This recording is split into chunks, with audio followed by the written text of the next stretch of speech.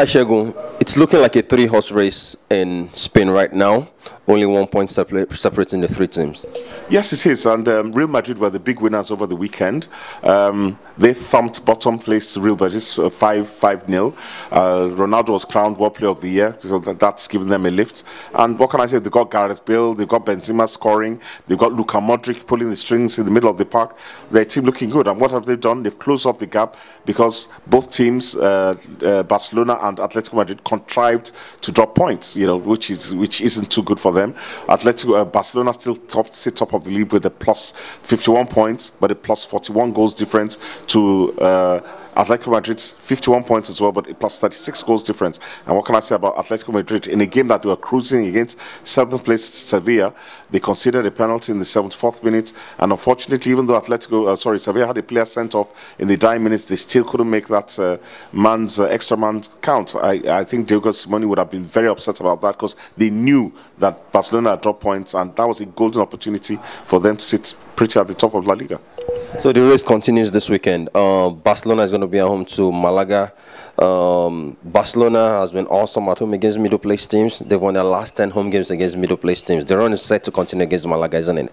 Yes, it is. Basically, we're discussing this, before this little piece, that teams like Barcelona and Real Madrid in La Liga are basically expected to win.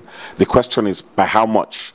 So here we're going to be looking at the margin of victory. I mean, for Barcelona to score only one against Levante was kind of surprising, but Levante mid-table team, they're battling, and I think teams in La Liga are trying to send out a message this year, that we're not just a doormat for their classical sides. So I think Barcelona will be trying their best to increase their goals difference. It could go down to goals difference if Atletico Madrid can keep up the pressure on Barcelona. But hey, Real Madrid is knocking on the door. So I do think that with Messi coming back into the fold, already scoring a couple of goals since his return, I think Barcelona should be able to beat Malaga quite comfortably.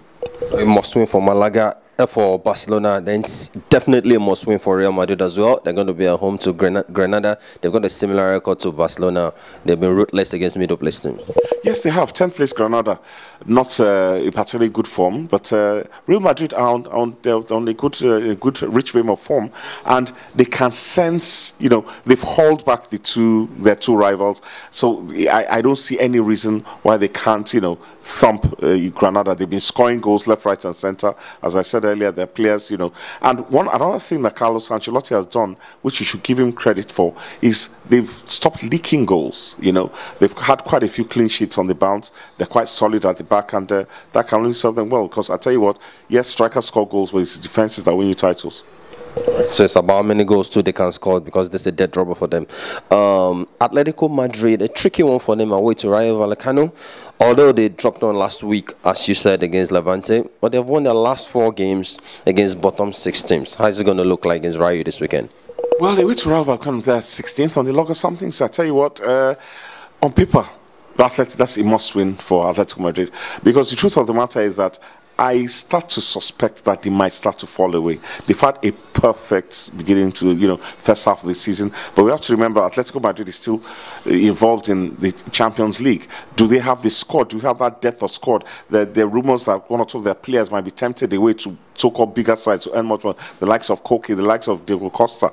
Diego Simeone, can he keep that squad together? Even their wonderful keeper, Thibaut Courtois, he's not really sure where his future lies. So the question is, they don't have, let's face it, Real Madrid and Barcelona have the biggest squads in world football, in fact. So at the end of the day, I think Atletico might slacken off the pace. Real Madrid will probably outstrip because they close that gap, and it might be a straight out fight between Barcelona and Real Madrid for the title as usual. For this weekend, they should beat Rayo. Oh, definitely. It's going to be tough because there might be a surprise, but they have to. It's a must. This is a must win for them. If they don't, then they start to fall behind. Let's talk about Valladolid against Villarreal. Nigeria's Ikeoche is in Valladolid. They haven't done too badly this season since they came back to Premiership. Yes, Ikeoche is in Villarreal, actually. And Ikeoche, I wanted to look at this game purely for sentimental reasons. Ikeoche was one of Nigeria's best strikers. I think 14 goals in 33 games for the Super Eagles. Can't remember the exact ratio. But unfortunately, he had a horrible Cup of Nations. But a year later, the guy he's in rich form. He's banged in 6 goals in his last 3 games, which is excellent form. So I hope and pray he gets a look in. And he's helped to push up his club to 5th on the log. They're just 2 points behind Atletico Bilbao, who have 39 points. Villarreal on 37 points, and remember something, they've won their last 4 games with Ike scoring all. They won their last game 2-0, and I tell you what, this is a good game. They're playing against a side that is sitting in the nether regions of the La Liga as well. It's a game that they should win, and who knows, if the chips fall, Villarreal's way, they could actually finish up in the top 4. Good one. Thank you, Segun.